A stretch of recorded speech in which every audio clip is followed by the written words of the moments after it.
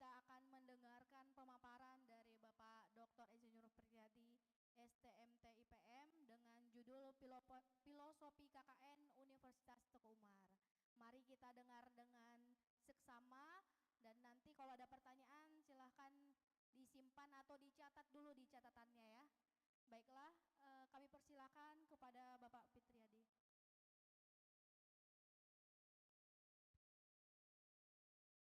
Baik, Assalamualaikum warahmatullahi wabarakatuh. Masih semangat adik-adik? Baik, Alhamdulillah. Terima kasih Ibu Moderator, Ibu Anissa, kemudian Pak Kemal Pasha yang telah berhadir, yang juga menjadi pemateri. Izin saya berdiri. Saya diberikan tugas untuk memberikan materi filosofi KKN Universitas Teguh Umar. Saya flashback dulu kira-kira tahun 2014 atau 2013. Tahun 2013 saya juga memberikan materi terkait dengan KKN, filosofi KKN di Universitas Teguh Umar tahun 2013. Kemudian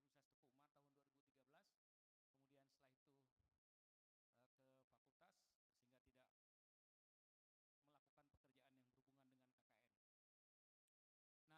Nah, dari tahun ke tahun tentu banyak perubahan yang terjadi dalam proses pelaksanaan KKN. Kemudian awal Maret tahun 2025 ditugaskan kembali di pelaksanaan KKN. Sehingga tentu banyak hal yang harus kita lakukan, terutama kami di pusat KKN untuk membuat KKN itu lebih nyaman. Jadi lebih nyaman sebenarnya, lebih nyaman adik-adik kerjakan. Nah, untuk itu tentu materi Bapak akan Bapak bagi dalam 10 sesi, 10 bahan. Mudah-mudahan adik-adik bisa dengan mudah melihat. Filosofi KKN kita mulai dulu dengan masalah. Apa yang terjadi di KKN sebelumnya. Dari kurun waktu sejak KKN di Universitas Teguh Umar ada, sampai dengan terakhir pelaksanaan KKN. Nah, apa permasalahan yang paling sering terjadi pada saat pelaksanaan KKN? Kenapa kita harus mulai dari masalah? Agar pada saat adik-adik nanti, pada saat di pelaksanaan KKN ke depan, tidak ada permasalahan yang terjadi yang mungkin saja bisa kita hindari jika kita mengetahui apa masalahnya. Ini masalah yang paling umum.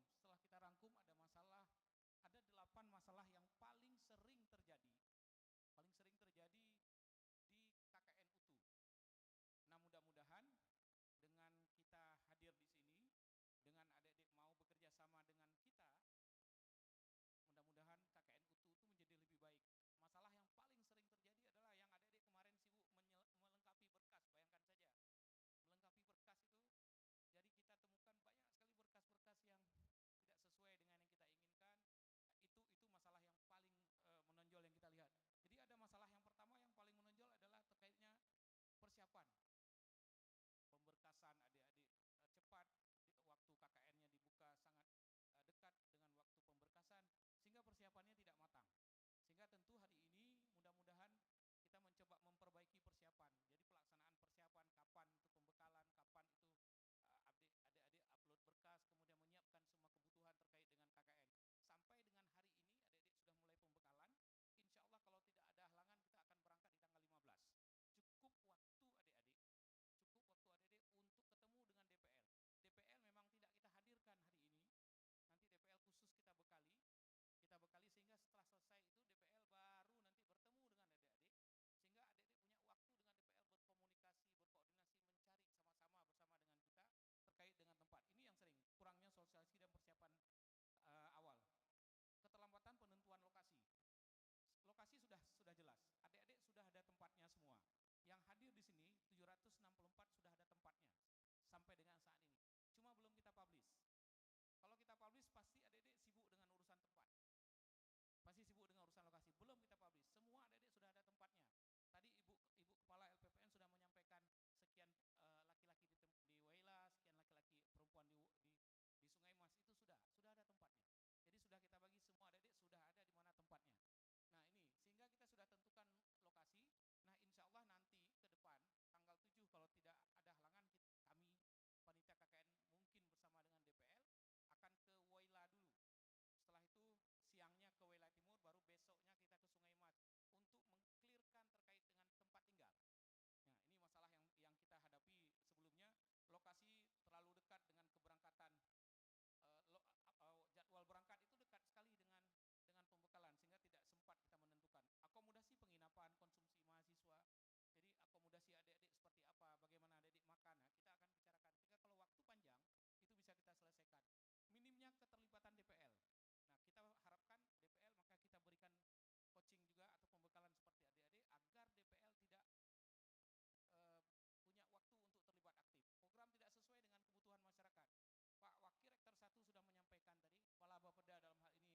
Sekdakap juga sudah menyampaikan apa yang bisa dilakukan oleh adik-adik mahasiswa kesesuaian kebutuhan masyarakat. Sebentar lagi Pak Kemal Pasha mungkin saja menyampaikan juga hal yang sama.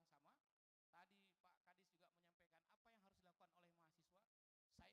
Saya maraton bersama dengan Pak Kemal 2 bulan yang lalu itu merumuskan apa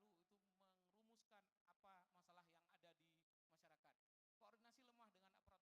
Memang sampai saat ini kami belum berkoordinasi dengan aparatur kampung, tapi dengan camat insya Allah alhamdulillah sudah selesai. Permasalahan internal terkait dengan kelompok, perbedaan karakter, masalah prodi segala macam, insya Allah adik-adik akan ditempatkan di satu lokasi itu. Mungkin saja ada yang tidak sama satu prodi, tapi kemungkinan satu fakultas ada. Walaupun ada beberapa, kita melihat dari berbagai faktor, faktor jenis kelamin. Jangan sampai di satu tempat itu perempuan semua atau laki-laki semua. Uh, Rasio laki-laki dengan perempuan 3:6. Laki-lakinya 3, perempuannya 6. Rasio dari total. Sehingga dalam satu kelompok kemungkinan besar 3 laki-laki atau 6 perempuan atau 4 laki-laki 5 perempuan. Kira-kira seperti itu nanti perbandingannya. Sehingga kita harapkan konflik pasti akan terjadi. Nah, kita turunkan sehingga adik-adik nanti akan banyak berkomunikasi dengan DPL. Yang terakhir adalah evaluasi tidak berkelanjutan. Nah, mudah-mudahan nanti kita bisa lakukan evaluasi secara berkelanjutan. Ini sudah dibicarakan oleh beberapa pemateri sebelumnya. Apa sebenarnya? KKN itu intinya adalah pengabdian adik-adik ke masyarakat. Ingat, yang namanya pengabdian, dasar pikirnya adalah ilmu kita. Kita teknik sipil, berarti yang kita abdikan adalah ilmu teknik sipil. Kita mahasiswa agroteknologi, yang kita abdikan adalah ilmu agroteknologi. Jadi kontribusi langsung kita di desa yang tentu saja nanti banyak masalah yang akan kita hadapi. Nah, penekanannya di mana? Penekanan kita adalah ke pemberdayaan. Jadi adik-adik nanti sampai di sana bukan hanya sekedar memberikan bantuan. Kita tidak punya bantuan ke masyarakat, tapi kita hanya mampu memberikan atau semacam stimulus kepada masyarakat agar mereka lebih berdaya. Jadi membuat pemberdayaan kepada masyarakat. Nah, misi utamanya apa? Menguatkan kapasitas masyarakat. Filosofi utama menguatkan kapasitas masyarakat sehingga mereka lebih mandiri, lebih maju atau lebih mandiri sehingga bisa berkelanjutan. Program-program yang nanti adik-adik susun besok materinya kita sampaikan sama-sama bagaimana cara adik-adik menyusun program, temanya seperti apa. Nah, itu yang kita jadikan sebagai KKN. Nah, yang mana yang kita sebut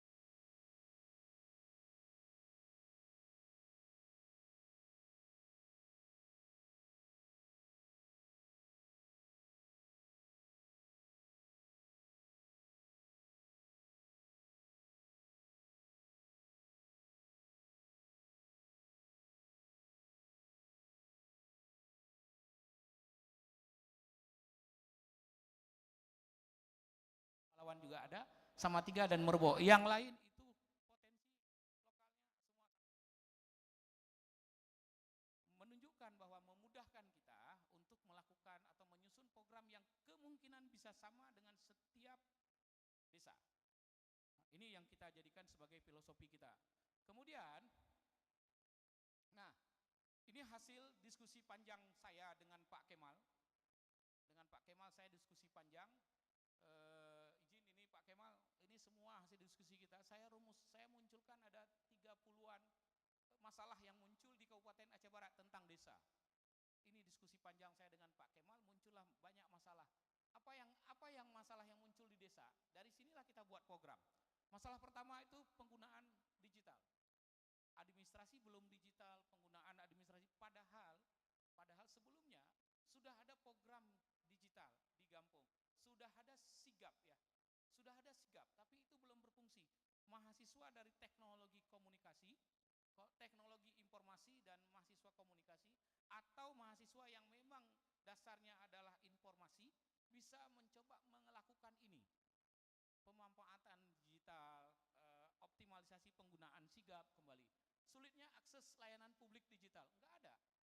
Kalau ada kecil mau butuh data warga, dia nggak tahu cari kemana. Nah ini nggak ada. Ini peran kita mahasiswa ekonomi pembangunan manajemen bisa membuat data ini. Kurang transparansi dan akuntabilitas. Kita nggak tahu seperti apa program yang ada di desa. Keuangannya berapa sampai berapa nilai anggaran, dan ini tidak pernah. Kalaupun ada, bentuknya bukan digital.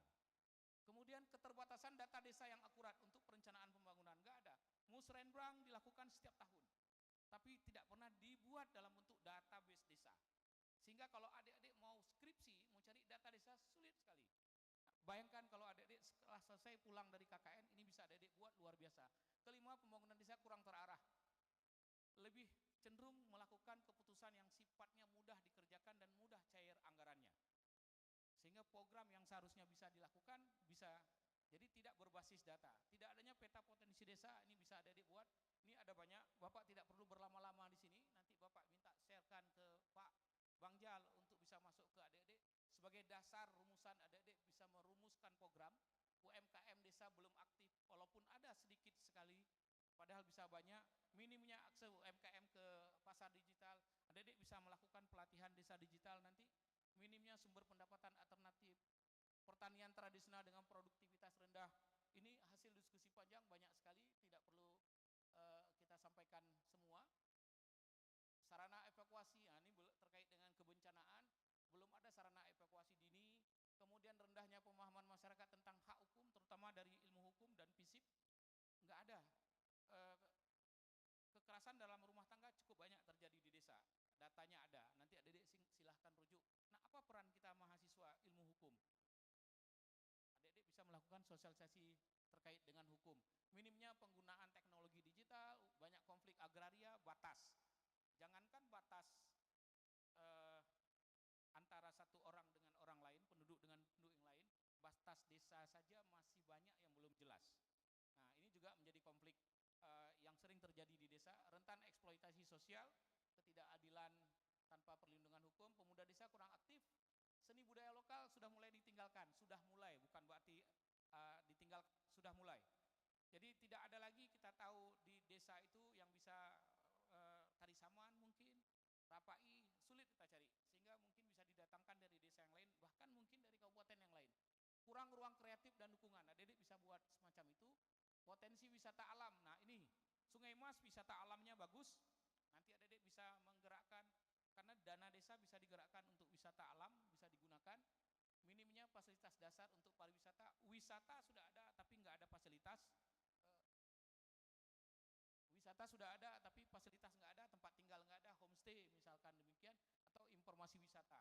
Anak-anak mahasiswa dari teknologi komunikasi, teknologi informasi dan komunikasi, coba buat aplikasi pencarian wisata. Nah ini kan menjadi program juga.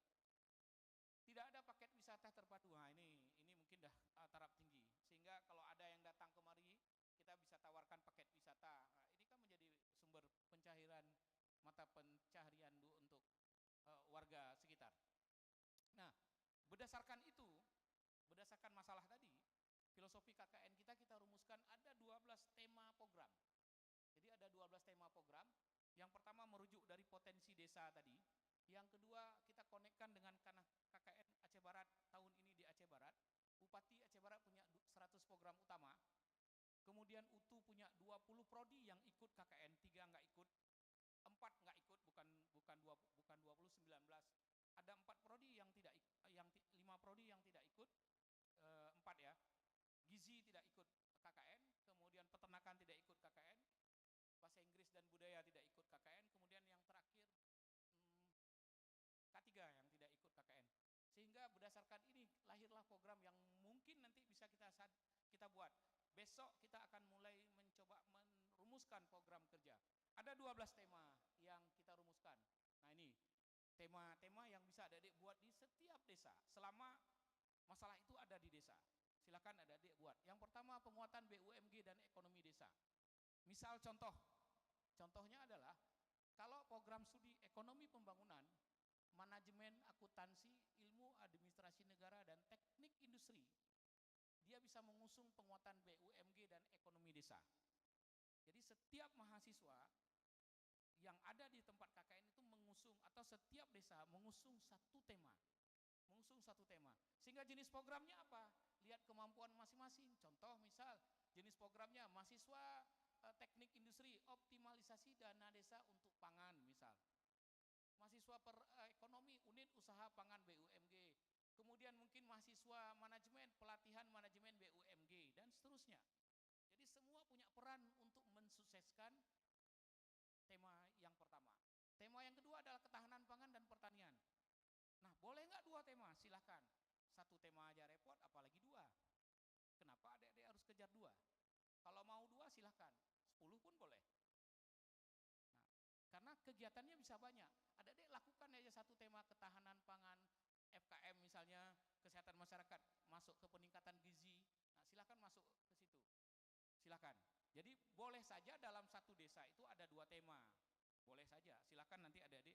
Sehingga tadi yang ditanya oleh adik Noval tadi bertanya, Pak, yang seperti apa KKN jahiliyah itu? Bukan jahiliyah, mengulang kejadian-kejadian yang lama. Nah, maksudnya membuat palang pintu, membuat palang nama, bukan tak boleh, boleh. Tapi fokus kita tidak ke situ. Memang kita diminta, nanti adik-adik pasti akan diminta. Pak Kecik minta itu pasti. Pak Camat apalagi. Pasti diminta. Tidak mungkin kita menghindari kegiatan itu. Itu kegiatan yang bisa nampak langsung.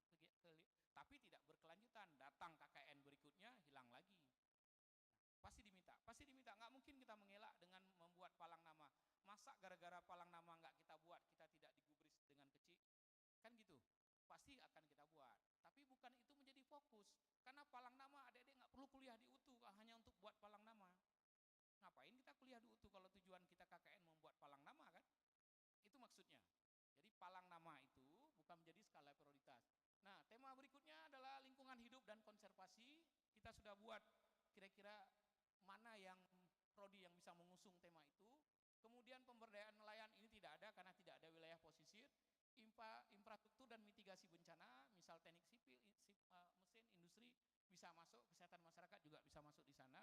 Jenis program kita sudah buatkan, misalkan perbaikan infrastruktur mikro, kemudian posko siaga, dibuatkan posko siaga yang bisa aktif. Kalaupun tidak ada, mungkin membuat aplikasi posko siaga dalam bentuk aplikasi saja. Itu bisa dilakukan kalau adik-adik mau. Kemudian literasi hukum dan advokasi khusus untuk ilmu hukum, sosiologi dan administrasi negara. Pemuda seni dan budaya lokal. Nah, adik-adik yang suka main bola, suka main pingpong, suka main seni, macam-macam yang berhubungan dengan seni, ini bisa. Kompetensinya ada di ilmu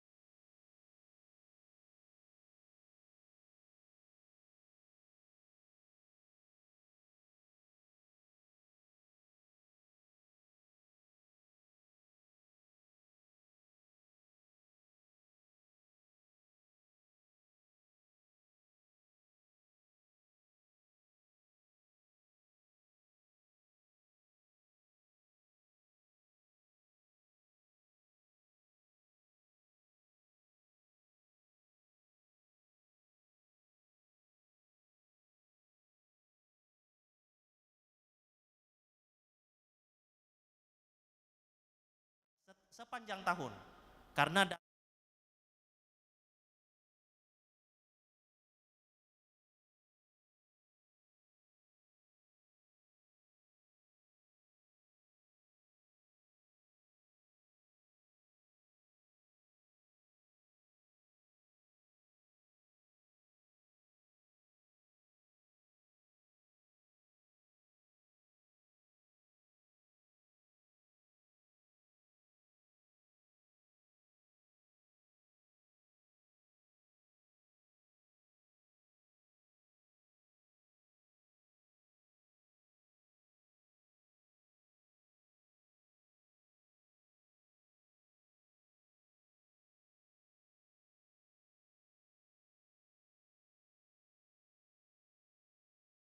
dengan Pak Fitriadi ada salah satu inovasi yang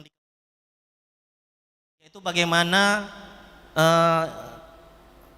kelompok kue yang ada di sana itu bisa buat kue kara-kara tanpa cara tradisional lagi Pak ya, yang harus diketok-ketok itu. Tapi ada alat teknologi tepat guna yang diciptakan sehingga memudahkan ibu-ibu itu membuat kue kara-kara.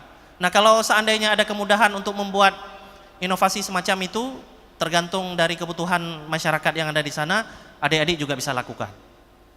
Intinya peran kita, adik-adik mahasiswa KKN, mahasiswa UTU yang nanti akan melakukan KKN, persis seperti yang Pak Rektor sampaikan tadi. Saya lengkapi lagi menjadi 4. Yang pertama, fasilitator. Kita itu adalah melakukan fasilitasi, menjembatani, membantu menggali potensi dan masalah. Yang kedua, penggerak, mendorong partisipasi. Yang ketiga, inovator, mengembangkan atau membawa ide-ide baru. Dan yang keempat, kita melakukan menjembatani. Kalau seandainya kita nggak bisa melakukan, maka kita bisa mendokumentasikannya dengan baik dan menjadi aspirasi yang kita sampaikan kepada pemerintah daerah. Nah itu peran kita, peran adik-adik yang nanti akan melakukan KKN. Baik, bagian terakhir.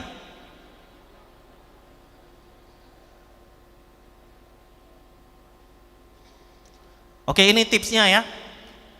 Yang pertama, ini lebih kurang seperti yang Pak Pit sampaikan tadi. Yang pertama, mulai dulu dengan pemetaan potensi dan masalah. Jadi petakan dulu potensinya apa. Potensi itu ada beberapa ya. Ada sumber daya alam, sumber daya manusia, sumber daya sosial budaya, sumber daya pembangunan dan lain-lain. Termasuk sumber daya finansial. Jadi petakan dulu potensi desa itu ada di mana. Kemudian baru cari permasalahannya. Apa permasalahan yang dirasakan oleh masyarakat. Ketika cari permasalahan, jangan berhenti sampai di situ saja adik-adik. Tapi cari penyebab permasalahannya. Kalau kita sakit demam itu masalah. Tapi apa yang menyebabkan kita demam? Mungkin sakit gigi, mungkin sakit hati, diputusin pacar gitu ya, sampai demam. Nah, cari penyebabnya. Penyebab itu yang kita selesaikan, bukan masalahnya. Karena satu masalah itu bisa banyak penyebab. Nah, tergantung nanti kita mau menyelesaikan penyebab dari sisi yang mana. Yang kedua, bangun kepercayaan dengan partisipasi. Kalau adik-adik sudah terbuka dengan masyarakat, pasti mereka mau untuk ikut serta. Bangun kepercayaan. Yang ketiga, fokus pada program yang berdampak dan berlanjut, walaupun kecil. Fokus pada program yang berdampak dan berlanjut, walaupun kecil. Apa contohnya? Bimbingan belajar, seperti yang tadi Pak Sekda sampaikan. Itu kecil, tapi bisa berdampak dan bisa berlanjut di kemudian hari. Usahakan ketika adik-adik tinggalkan desa itu, ada satu champion, ada satu kader di desa itu yang mampu untuk meneruskan program bimbingan belajar tersebut. Walaupun kita sudah tidak ada lagi di desa itu. Yang keempat, warnai kegiatan yang telah dan akan berjalan. Bisa jadi ketika kita membawa program baru, tidak ada dukungan dari sumber dana desa. Nah sekarang kita balik saja, bisa nggak kita masuk ke kegiatan yang sudah berjalan di desa, atau kegiatan yang akan berjalan ketika nanti kita mau turun. Kalau bisa dan cocok dengan tema yang adik-adik pilih pada saat KKN ini, maka kita masuk ke sana. Nah itu justru lebih bagus ketimbang kita bawa program baru yang mungkin tidak mampu untuk kita lakukan dan tidak cocok juga dengan desa yang kita akan turun. Dan yang terakhir, hormati agama, kearifan lokal dan adat istiadat. Nah, tentu ini bagian yang juga tidak kalah penting ya dari keseluruhan nilai-nilai yang tadi sudah kita dalami. Baik, lanjut. Oke, pesan terakhir, kalau Pak Pit tadi punya pesan, saya juga punya pesan. Pesan terakhir untuk menutup materi saya, bukan apa yang akan saya buat. Nah, tanamkan di diri kita masing-masing adik-adik, ketika kita akan turun nanti KKN. Bukan apa yang akan saya buat, tapi nilai apa yang bisa saya tanam, agar kelak bisa menuai perubahan. Perubahan berkelanjutan itu lahir ketika kita menanam nilai yang benar bersama-sama dengan warga desa dan memposisikan mereka sebagai pemilik perubahan, bukan sekadar penerima program. Nah, ini bedanya. Karena kembali ke filosofi awal tadi, desa itu sebagai subjek pembangunan, bukan sebagai objek pembangunan. Sebab itu jangan libatkan mereka sebagai penerima program, tapi yang juga melaksanakan perubahan atau pemilik perubahan itu.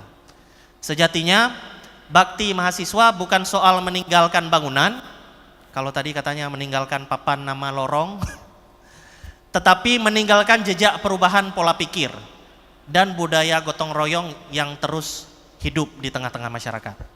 Demikian yang bisa kami sampaikan, semoga materi ini bermanfaat dan saya tunggu ide-ide program dari adik-adik sekalian di akhir sesi nanti. Terima kasih. Assalamualaikum warahmatullahi wabarakatuh.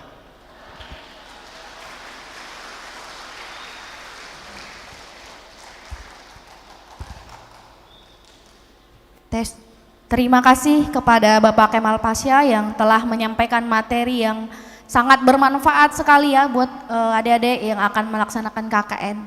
Saya ada pantun nih untuk Pak Kemal ya.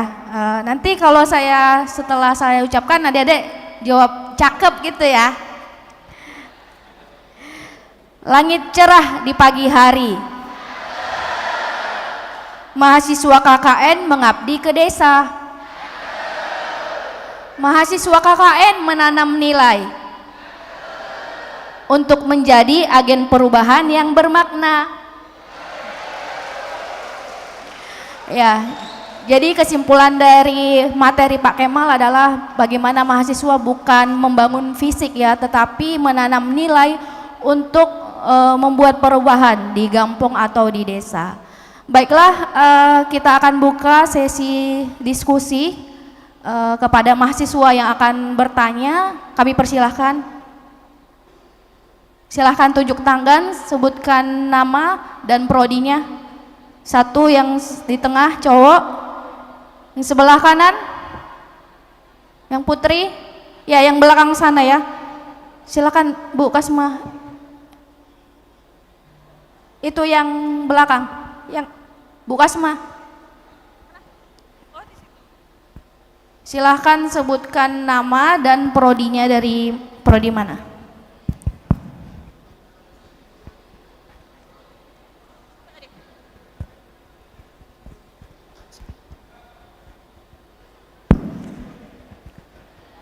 Baik, bismillahirrahmanirrahim. Assalamualaikum warahmatullahi wabarakatuh.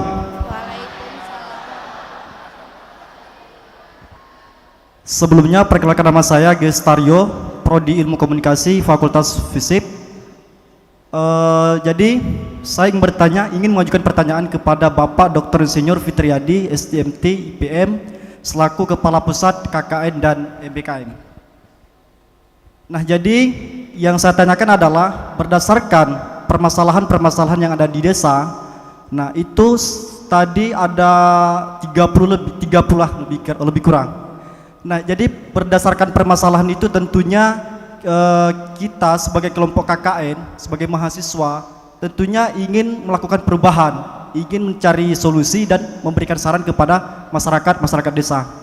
Nah, yang terpikir dalam benak saya sekarang adalah misalkan ada seperti yang disampaikan oleh Pak Pasha tadi, misalkan ada perangkat desa, dia tidak menguasai Microsoft Word. Nah, tentunya dari permasalahan itu kita sebagai mahasiswa KKN tentunya kan akan memberikan solusi dan saran. Nah, jadi permasalahan-permasalahan itu yang saya pikirkan adalah kalau misalkan kami mengajak orang itu tentunya akan berakibat sensitif. Nah, tapi misalkan kita membuatkan program atau memberikan edukasi-edukasi kepada yang bersangkutan.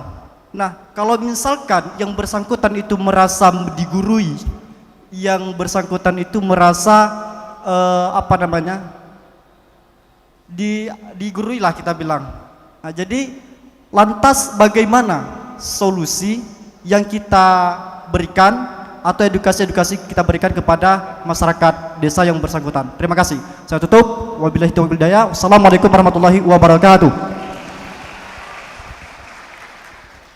Ya, pertanyaan berikutnya tadi siapa tadi? Yang sudut sana.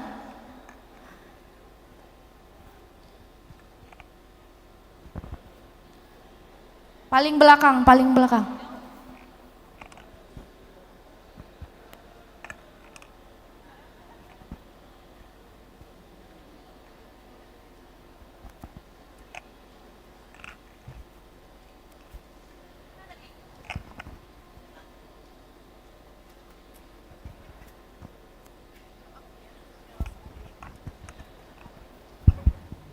Assalamualaikum warahmatullahi wabarakatuh. Terima kasih atas kesempatannya Bapak. Saya ingin bertanya kepada Pak Kemal. Sebelumnya perkenalkan, nama saya Noni Putri, saya berasal dari Prodi Ilmu Komunikasi. Nah, pertanyaannya Bapak, sesuai dengan tagline yang sudah ada, bagaimana kami bisa memastikan program KKN yang kami jalankan itu tidak hanya bersifat sementara tetapi memberikan dampak jangka panjang bagi masyarakat? Dan satu lagi Bapak, apakah ada resiko program KKN yang kami jalankan ini justru menciptakan ketergantungan masyarakat terhadap mahasiswa, dan jika ada bagaimana caranya kami bisa mengatasi hal tersebut? Terima kasih. Assalamualaikum warahmatullahi wabarakatuh. Ya, terima kasih. Baiklah, langsung saja kami berikan kepada Pak Fitriadi untuk pertanyaan pertama tadi ya. Bagaimana kalau misalkan ada dari perangkat desa yang tidak menguasai Microsoft Word, lalu mahasiswa KKN mengajarkan gitu ya, bagaimana kalau dia merasa digurui, terus apa yang harus dilakukan oleh mahasiswa Pak? Baik, terima kasih, bagus pertanyaannya. Ya memang zaman Bapak dengan zaman adik beda, tapi Bapak mau mencoba kembali ke zaman Bapak dulu. Bapak KKN tahun 97, belum lahir ya? Belum.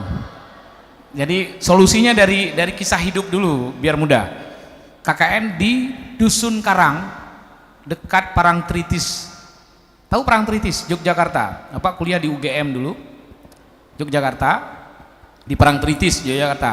Adik-adik tahu Parangtritis? Tempat bersemayamnya Nyi Roro Kidul. Katanya. Daerah itu adalah daerah wisata.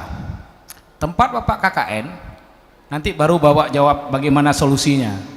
Tempat Bapak KKN itu adalah, maaf Bapak sampaikan, di sana adalah tempat pemuda-pemuda yang kerjaannya mabuk-mabukan, minum-minuman, bahkan sampai, maaf, asusila, prostitusi sejenisnya juga ada di sana. Karena daerah Dusun Karang, dekat Parangtritis. Agar bisa kita masuk ke masyarakat, kita kan harus bersama dengan pemuda. Bapak kebetulan sebagai ketua saat itu, 2 orang laki-laki dan 4 orang perempuan.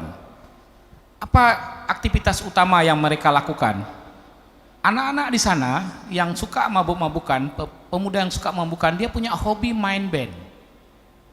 Punya hobi main band, ngeband. Zaman Bapak kuliah sudah ada ngeband. Jadi ada studio band, setiap sore 2 hari sekali mereka masuk studio ngeband. Setelah ngeband mabuk pulang dan seterusnya. Apa yang harus kami lakukan? Kami harus ikut mereka ngeband, tapi tidak mabuk. ikut ngeband dan tidak mabuk. Itu kami lakukan lebih dari 1 minggu. 1 minggu tidak ada pekerjaan apa-apa yang kami lakukan di Dusun Karang, karena sebelum kami datang ke sana ke Dusun Karang itu, ada mahasiswa yang lain yang diusir dan pulang. Dah, karena tadi sifatnya meminta kan tadi menggurui. Kalau ini kan lebih beda, tapi mungkin nanti akan inline dia dengan itu. Apa yang harus kami lakukan? Saya bersama dengan Bapak, bersama dengan 5 orang, setiap sore kami ngeband dengan mereka. Habis ngeband mereka mabuk dan pulang, terus sampai malam, pergi sore pulang malam, setiap hari kami lakukan. Setelah selesai seminggu lebih bersama dengan mereka, ada ketua pemuda yang juga ikut ngeband dan ikut mabuk gitu kira-kira, tapi kami tidak pernah mabuk. Di satu kesempatan, karena sebagai ketua, ngomonglah dengan ketua pemuda itu, Mas, ngomongnya bahasa Jawa, apa asli orang Aceh, insya Allah bahasa Jawa sedikit lancar. Iki Mas, we sweet tenan nih kami nengkene, gitulah kira-kira bahasanya. Sudah lama sekali kami di sini, sudah lebih seminggu kami di sini, kami belum buat apa-apa. Bagaimana kalau besok pagi kita buat gotong royong, Mas? Sama ketua pemuda, besok gotong royong, bisa nggak dikumpulkan masyarakat? Setelah gotong royong nanti kita makan-makan, habis makan duduk rapat sebentar dengan masyarakat. Gitu kira-kira pernyataan. Dah, selesai. Kami berpikir selesai nggak akan ada kejadian. Besok pagi jam 6 pagi itu suara mic di musola. Walaupun mabuk mereka punya musola. Di musola sudah terdengar halo-halo kepada seluruh masyarakat yang ada di sekitar, mohon hadir ke musola, kita adakan rapat dan sekaligus gotong royong. Bukan kami yang bekerja, bukan kami yang halo-halo, tetapi apa maknanya? Ya, maknanya adalah sebelum kita melakukan program, kita harus inline dulu, samain dulu dengan mereka, berbaur dulu dengan mereka. Bukan datang-datang kita minta, kita gurui mereka. Benar apa yang adik-adik sampaikan, kita masih muda pada saat itu. Pada saat sekarang adik-adik masih muda, tiba-tiba adik-adik ajarkan aparat desa. Tapi kalau adik-adik sudah sama dengan aparat desa dan sudah menjadi keluarga, insya Allah nggak ada masalah makna digurui tadi. Seminggu lebih kami bersama dengan mereka pergi main ngeband entah apa-apa. Bapak juga ikut ngeband walaupun nggak pinter-pinter kali, ikut nyanyi walaupun nggak pinter-pinter kali saat itu ya, saat masih muda dulu. Tapi insya Allah tidak mabuk. Tapi apa yang kami lakukan? Selesai besok, setelah Bapak ngomong malam itu, besok pagi jam 6 pagi di Jogja sudah terang tuh. Pak Kemal juga pernah di Jogja tidak bersama dengan saya, beda waktu. Langsung selesai. Setelah selesai saat itu tidak ada masalah lagi karena kita sudah menyatu dengan masyarakat. Maka langkah pertama yang harus adik-adik lakukan, jangan paksakan program. Mereka bertahun-tahun di sana, banyak masalah yang tidak selesai. Jangan mentang-mentang kita mahasiswa KKN mampu menyelesaikan masalah, tidak. Itu yang paling penting. Tapi menyatu dulu dengan masyarakat, karena itu fungsi utama kita ke sana. Setelah menyatu, insya Allah adik-adik bisa lakukan semua program yang ada. Ya, begitu kira-kira bisa disimak ya. Menyatu dulu, nggak ada masalah dengan menggurui. Itu kira-kira, Bu. Terima kasih. Ya. Terima kasih jawabannya Pak Fitriadi. Baiklah, pertanyaan kedua dari Putri ya, dari Ilmu Komunikasi. Pertanyaannya, bagaimana Pak dengan tagline kita kan pemberdayaan hari ini berkelanjutan untuk generasi esok. Bagaimana kalau program yang kami jalankan di desa itu hanya bersifat sementara, tidak berkelanjutan, dan malah justru membuat masyarakat desa itu tergantung dengan mahasiswa KKN. Silahkan Pak. Terima kasih Putri, ini pertanyaan yang sangat menarik. Jawaban untuk kedua pertanyaan ini saling berkaitan, begitu ya. Karena tadi pertanyaannya bagaimana supaya program ini bisa berlanjut, tetapi juga memastikan agar masyarakat itu tidak bergantung dengan mahasiswa KKN, kan begitu. Yang pertama, seperti yang tadi saya pernah jelaskan, pastikan bahwa yang kita lakukan itu adalah kegiatan pemberdayaan, bukan kegiatan pelayanan. Pelayanan dan pemberdayaan itu dua hal yang berbeda. Kalau seandainya kita berada di kantor desa, kita juga ikut membuat surat yang ada di kantor desa, itu namanya pelayanan. Tapi kalau kita membuat template surat tertentu, kemudian kita ajarkan kepada, bukan kita ajarkan ya, kita bimbing aparatur Gampung untuk menggunakan template tersebut dalam membuat administrasi pemerintahan desa, itu yang namanya pemberdayaan. Bisa dilihat ya bedanya ya. Jadi kita jangan melakukan pelayanan, tapi kita melakukan pemberdayaan. Kita memastikan orang lain itu mampu mengerjakan kegiatannya sendiri. Bukan berarti kita yang melaksanakan kegiatannya. Kalau di awal kita memberi contoh, oke, nggak jadi masalah. Itu yang pertama. Kemudian yang kedua, pastikan bahwa program kita itu terintegrasi dengan programnya desa. Desa punya program sendiri yang sudah disusun. Tahun 2025 ini mereka sudah bahas tahun 2024 yang lalu, Putri, programnya. Mulai dari ketahanan pangan, BUMDes, penanganan kemiskinan ekstrim, PKK, Posyandu, PAUD, dan lain sebagainya. Sudah ada semua programnya. Dan sudah ada juga pos-pos anggaran atau biayanya, baik yang bersumber dari dana desa dan lain sebagainya. Nah, kalau kita akan membuat program KKN yang ada di sana, pastikan bahwa program kita itu yang pertama bisa terintegrasi juga dengan programnya pemerintah desa. Kalau pemerintah desa melakukan program pencegahan stunting dengan memberikan telur setiap hari melalui Posyandu, maka kita kalau mau menyentuh tentang pencegahan stunting juga, kita lakukan hal yang berbeda. Entah edukasi stuntingnya, atau dari sisi pangannya yang kita tingkatkan kualitasnya. Artinya kita bisa berjalan seiring sejalan dengan pemerintah desa. Walaupun programnya sama, tapi konten atau substansi programnya itu bisa berbeda. Nah, itu saling mendukung satu sama lain namanya. Atau kalau programnya tidak ada di desa, kita lengkapi. Nah, itu juga bisa. Yang ketiga, bagaimana agar program ini bisa berlanjut? Pastikan program ini mendapat jatah usulan kegiatan untuk perencanaan tahun depan. Bagaimana caranya, Pak? Kami kan nggak tahu kira-kira tahun depan itu desa mau buat apa. Nah, ini masanya bulan Juli sampai September itu, bulan Juli sampai September 2025 itu masa penyusunan rencana kerja pemerintah Gampung tahun 2026, Putri. Sebab itu kita bisa masuk dari situ. Kalau kegiatannya bisa kita usulkan, kita minta kepada pemerintah desa untuk dimasukkan dalam dokumen perencanaan, sehingga nanti akan dapat porsi anggaran di tahun depan. Nah, tahun depan mereka tinggal melaksanakannya, walaupun kita sudah tidak ada lagi di sana. Yang terakhir, seperti yang tadi saya sampaikan, kalau kita melaksanakan program yang tadi kita berperan sebagai fasilitator, usahakan juga ada kader di sana. Apa istilahnya ya? Banyak istilahnya. Kader bisa, champion bisa, duta juga bisa. Duta juga bisa. Misalnya, apa ya? Misalnya ya, katakanlah di bidang digital atau di bidang komunikasi tadi. Komunikasi ya, komunikasi. Saya ambil lebih spesifik aja. Kalau seandainya di Gampung tersebut ada yang berminat untuk menjadi khatib di setiap Jumat, atau menjadi penceramah lah, mengisi kultum-kultum pada saat-saat tertentu. Nah, itu kita bisa membimbing mereka. Nanti ketika mereka sudah paham, baru mereka menularkan kepada yang lain. Atau di bidang yang lain, misalnya seperti marketing atau teknologi digital.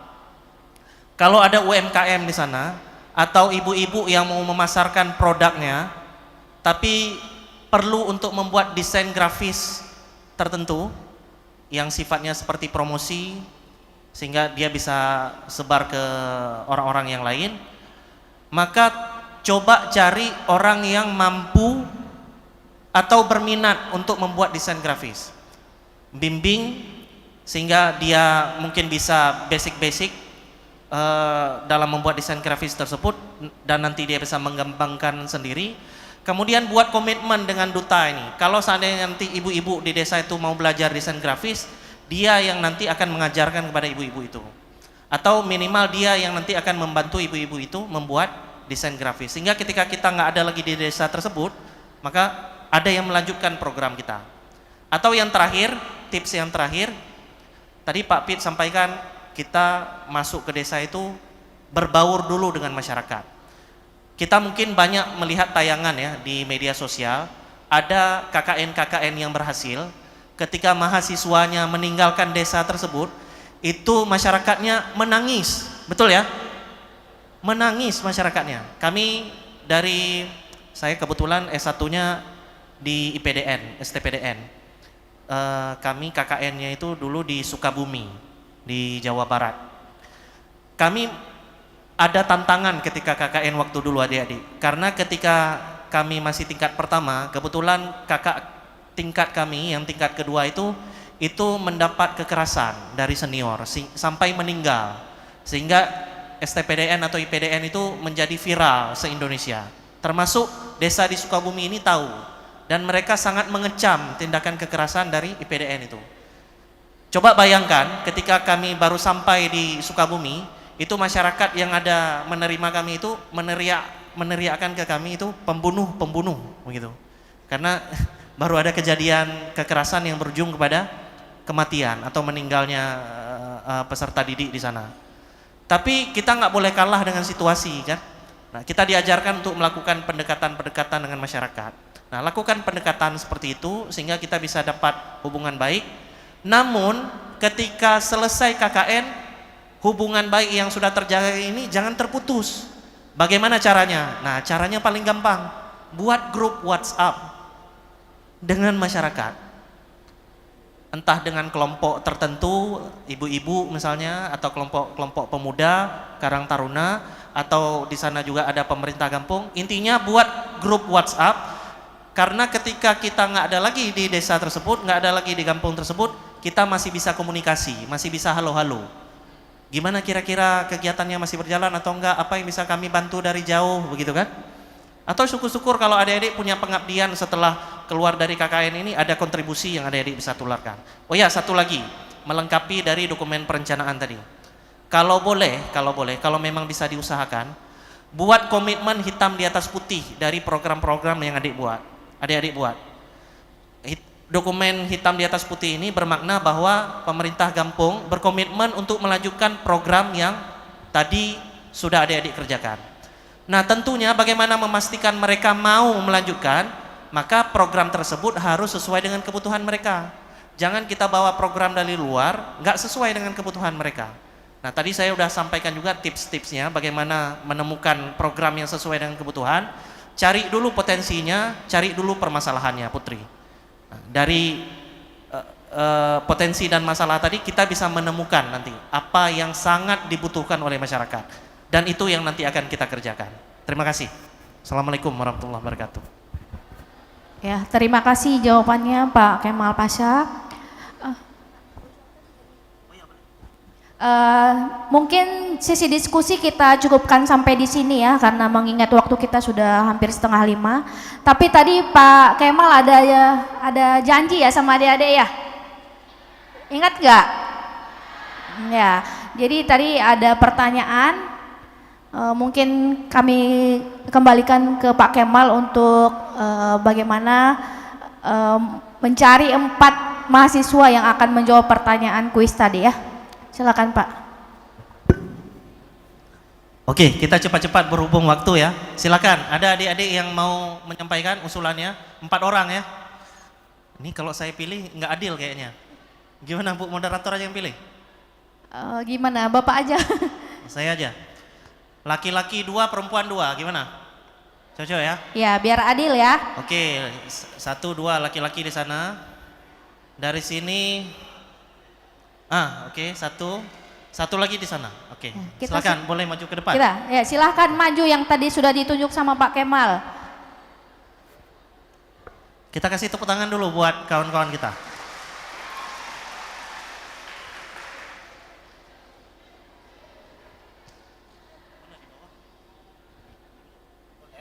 Naik aja dek, naik aja ke pentas.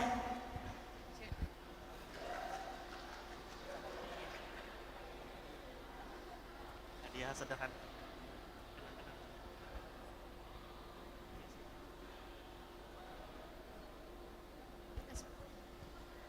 Baik, sebelumnya Assalamualaikum warahmatullahi wabarakatuh. Perkenalkan, nama saya Rizky Ananda Zahra, saya dari Prodi Perikanan Fakultas FPIK. Jadi di sini program atau rencana yang akan saya lakukan di desa nanti, yaitu yang mana di sini saya ingin memanfaatkan hasil pertanian dan perikanan yang ada di desa tersebut menjadi makanan yang sehat dan lebih bermanfaat. Yang dimana sudah dikatakan oleh oleh rektor kita, masih ada masalah kesehatan di Aceh Barat atau masih banyak. Salah satunya seperti yang Bapak katakan, masalah stunting. Jadi di sini kita dapat membuat atau menghasilkan makanan-makanan yang unik yang mudah digemari oleh balita atau anak-anak yang ada di desa tersebut. Nilai yang dapat kita ambil nanti Pak di sini adalah yang dimana dapat membangun kerjasama atau menambah ilmu baru pengetahuan yang ada di desa tersebut. Tidak hanya dapat mendorong atau memberi ilmu baru dari yang ada di posyandu tersebut, tapi ada pengetahuan atau ilmu baru yang dapat kita berikan ke desa tersebut.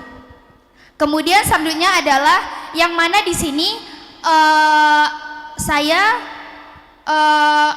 ingin program yang saya jalankan itu dapat menghasilkan atau dapat mengurangkan masalah stunting yang ada di desa tersebut. Terima kasih Bapak. Wassalamualaikum warahmatullahi wabarakatuh.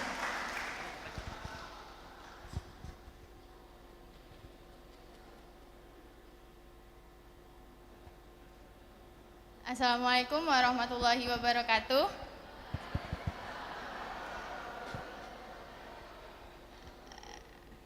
Perkenalkan, nama saya Bella Monica dari Prodi Teknik Sipil. Jadi program dari saya tuh kan untuk Kecamatan Waila Timur dan Sungai Mas itu kan rawan terjadi banjir ya Pak. Kayak kalau hujan sebentar saja hujan sudah terjadi banjir atau banyak genangan airnya. Jadi program dari saya itu adalah pembuatan lubang biopori. Nah, apa sih lubang biopori itu? Lubang biopori adalah lubang silinder yang dibuat secara vertikal ke dalam tanah dengan diameter 10 sampai 30 cm dan kedalaman 80 sampai 100 cm yang bertujuan untuk meningkatkan daya resap air tanah dan mengurangi genangan air. Lubang ini biasanya gemeteran. Lubang ini biasanya diisi dengan sampah organik seperti sisa sayuran dan daun kering. Program ini dapat menanam berbagai nilai dan manfaat penting bagi masyarakat desa, baik secara lingkungan maupun sosial. Karena program biopori ini bukan hanya soal membuat lubang, tetapi menanamkan pola pikir berkelanjutan bagi kehidupan masyarakat desa. Hasil yang kami harapkan dari program ini adalah masyarakat menjadi lebih sadar akan pentingnya menjaga lingkungan, khususnya untuk mengelola air hujan agar tidak menimbulkan banjir. Seperti yang sudah saya bilang tadi, lubang biopori ini dapat mengurangi sampah organik karena sampah tersebut dapat kita jadikan kompos yang bisa dimanfaatkan sebagai pupuk alami. Sekian, terima kasih. Assalamualaikum warahmatullahi wabarakatuh. Terima kasih. Lanjut yang cowok. Assalamualaikum warahmatullahi wabarakatuh. Perkenalkan, nama saya Atur Rusli dari Prodi Ekonomi Pembangunan. Jadi di sini lebih tepatnya untuk pertanian Pak.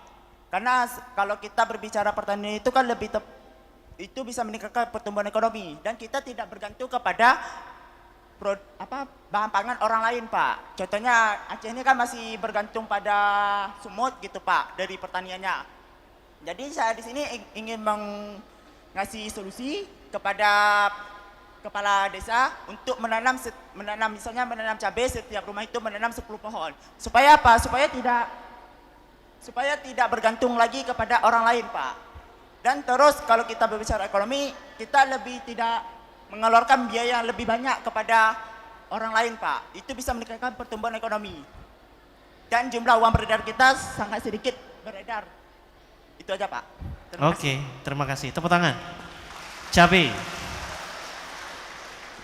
Assalamualaikum warahmatullahi wabarakatuh. Selamat sore semuanya. Perkenalkan, saya Rama Heri Syaputra. Saya berasal dari Prodi Ilmu Komunikasi, Fakultas Ilmu Sosial dan Ilmu Politik. Izin Bapak, terima kasih kepada Bapak Kemal.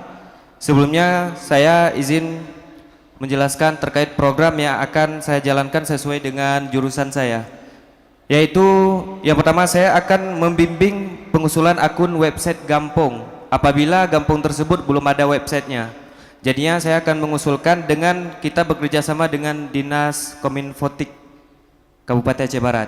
Kemudian selanjutnya saya akan membuat program yaitu pembuatan akun sosial media baik dari Instagram, TikTok maupun Facebook untuk Gampong tersebut apabila memang desa yang saya datangi nanti atau saya kunjungi itu tidak ada media sosialnya.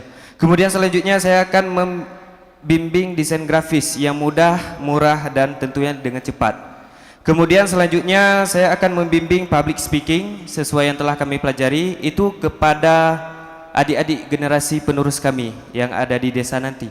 Kemudian selanjutnya kami akan membimbing tata naskah dinas yang dimana tata naskah dinas di sini lebih ke perangkat desanya Pak, supaya pengetikan surat menyurat, administrasi lain sebagainya itu dapat tersusun dengan rapi dan sebagaimana mestinya yang sesuai dengan kami ketahui Pak. Tidak menggurui tapi kami hanya membimbing seperti yang Bapak ajarkan. Kemudian selanjutnya yang terakhir, kami akan membantu mensukseskan HUT RI karena kebetulan kita itu selesai pada setelah 17 Agustus Pak. Yang dimana kita di sini akan bekerja sama dengan pemerintah desa dibantu oleh kepemudaan dan juga elemen masyarakat dengan mengandalkan dana desa dari pos anggaran bidang Karang Taruna Pak. Nah jadi di desa ada dana desa yang bisa kita plot anggaran di situ dan bekerja sama dengan kelompok kami tentunya nantinya yang akan kita selesaikan secara bersama-sama. Itu saya Pak, terima kasih. Assalamualaikum warahmatullahi wabarakatuh. Waalaikumsalam. Luar biasa, terima kasih banyak ya adik-adik sekalian. Kalau kita mendengar semua usulan program yang tadi adik-adik sampaikan, semuanya rasa-rasanya sesuai ya dengan apa yang menjadi prioritas pemerintah desa sekarang. Jadi saya yakin insya Allah kalau usulan ini dijalankan itu akan terintegrasi juga dengan kegiatan yang sedang berlangsung di desa. Stunting tadi kan, kemudian tentang lingkungan, kemudian pertanian, cabai itu salah satu penyumbang inflasi. Kalau ada gerakan menanam cabai yang sudah dilakukan di Aceh Barat selama ini bisa juga dikembangkan oleh mahasiswa. Dan satu lagi bisa meningkatkan kapasitas pemerintah desa ya, melalui pelatihan-pelatihan. Sekali lagi kita berikan tepuk tangan. Dan saya mohon izin memberikan hadiah. Hadiahnya mungkin kecil ya, tapi jangan dilihat dari harganya. Minimal dilihat dari kenangannya. Mudah-mudahan bermanfaat. Jadi hadiah ini adalah produk eceng gondok dari Gampong Kubu yang ada di Kecamatan Arongan Ambalik, Kecamatan Johan Palawan.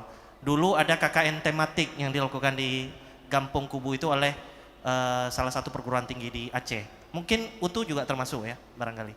Ya baik, terima kasih. Mungkin boleh pindah sebelah sana, saya serahkan.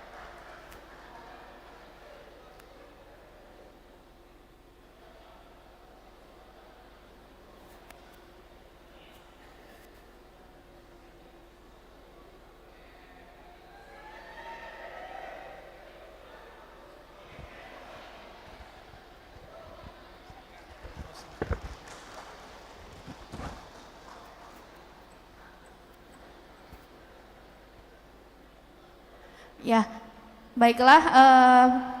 Setelah kita mendengarkan dua materi kita hari ini ya dari Pak Fitriadi dan Pak Kemal Pasha, maka saya pamit undur diri sebagai moderator. Semoga ya. Sebelum ditutup akan ada closing statement dari Bapak Kapus KKN dan MBKM. Kami persilakan Bapak. Baik, Sebagai pemateri, Bapak akan memberikan closing statement ke adik-adik.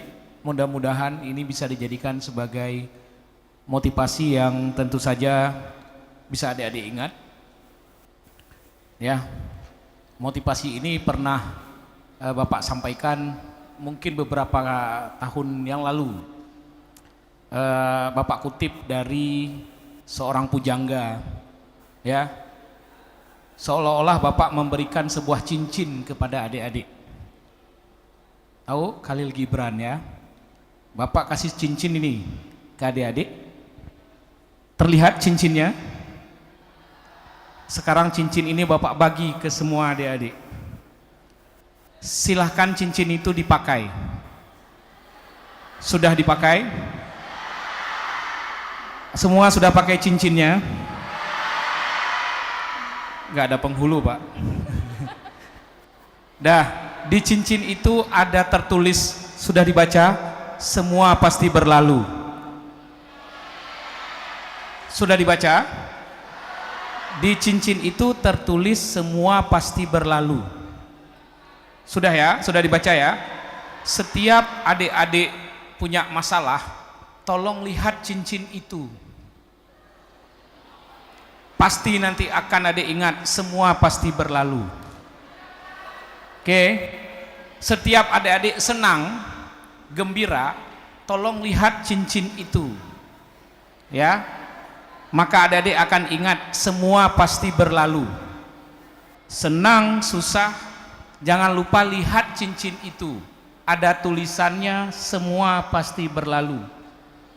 Ya, 1 bulan tidak lama, hanya sebentar saja. Semua pasti berlalu. Oke? Nah, itu saja closing statementnya. Terima kasih.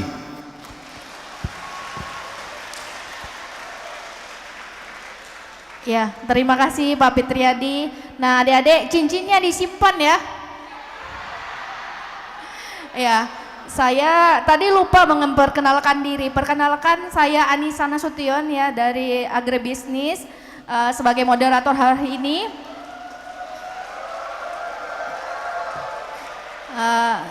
Karena sudah kita dengarkan tadi materi kedua pemateri kita sudah diberikan cincin.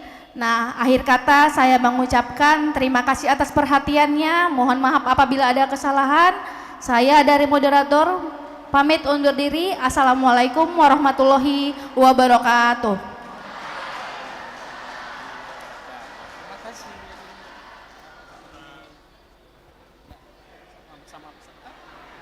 Oh iya, kita foto bersama dulu ya sebelum kita bubar ya.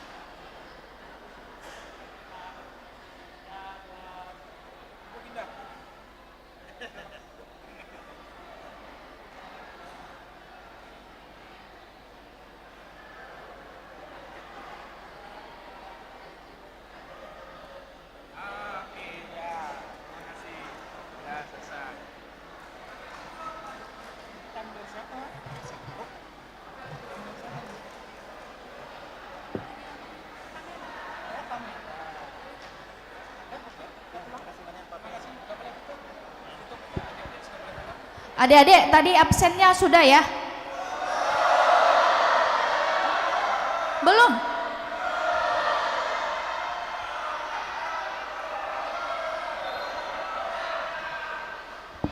Sebelum pulang absennya dipenuhi dulu ya. Untuk sesi siang ini ada 3 rangkap tadi absennya. Bang Jal belum tadi absennya. Bang Jal. Kak Anissa, bagi yang memegang absen, tolong dimajukan ke depan, jangan ditahan. Absennya di mana dimajukan, masih banyak teman-temannya yang belum absen.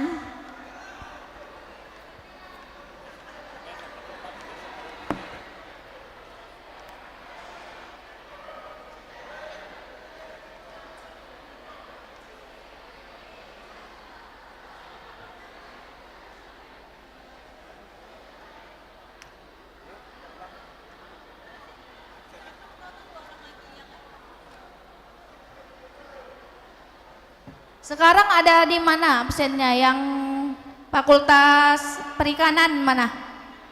Perikanan ada 3 orang yang belum absen, silakan maju aja.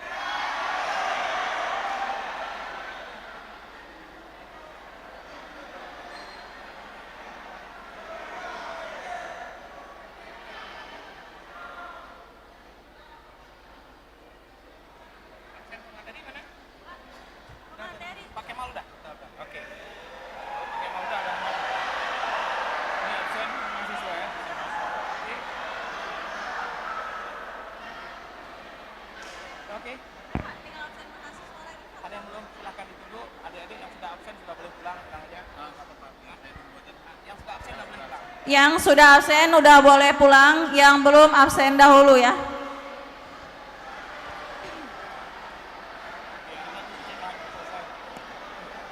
Fakultas apa? Fakultas Pertanian, absennya di mana?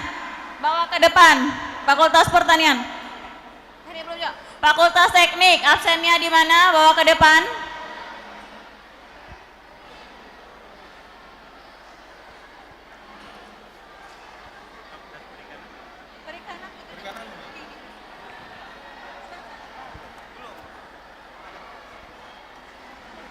Fakultas FISIP, absennya di mana? Tolong bawa ke depan.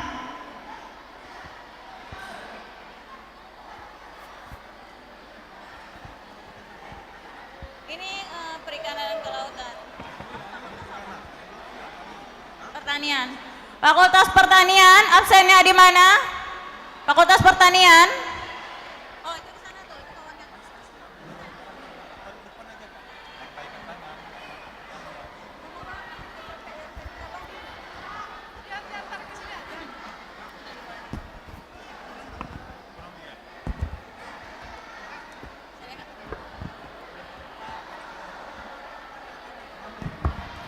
Fakultas Ekonomi yang belum absennya ada di depan, silahkan ke depan.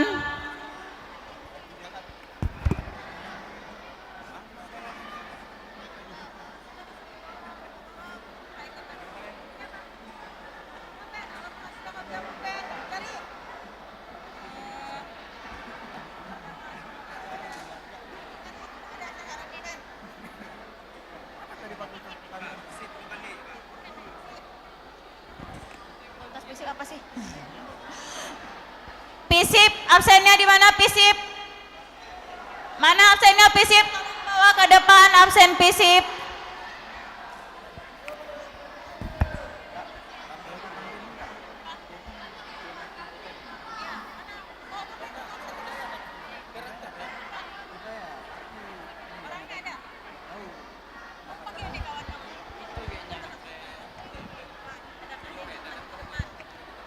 Baik, Assalamualaikum warahmatullahi wabarakatuh. Bagi Ramadana dari Prodi Perikanan, mohon mengabsen di tempat. Terima kasih. Ke sumber suara ya.